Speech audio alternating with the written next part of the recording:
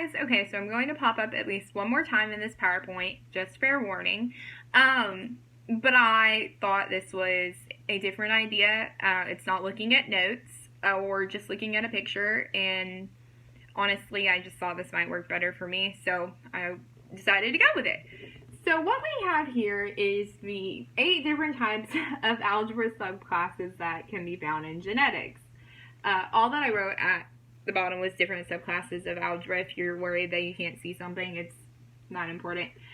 So all of these different subclasses are going to stem from non-associative algebra.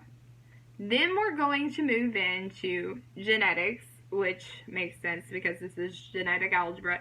So we're really just looking at the main topic right there. There's nothing really definitive.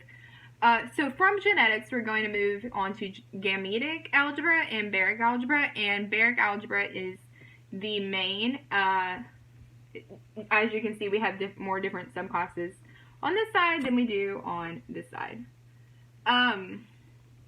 So just to start with gametic, we're going to go from gametic, and then we're going to divide into zygotic.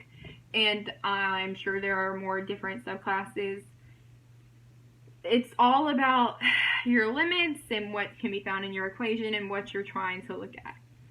So from baric, we can go into train and special train algebra. And from train, we can divide once again go into subclass Bernstein algebra. I'm going to put some notes in the PowerPoint. This was really just to kind of see how all of these divide and how these become the different subclasses. And I had a hard time trying to look at and decipher the differences between them and how this all kind of works. So I came up with this graph, and I hope it was helpful and it was kind of nice to look at.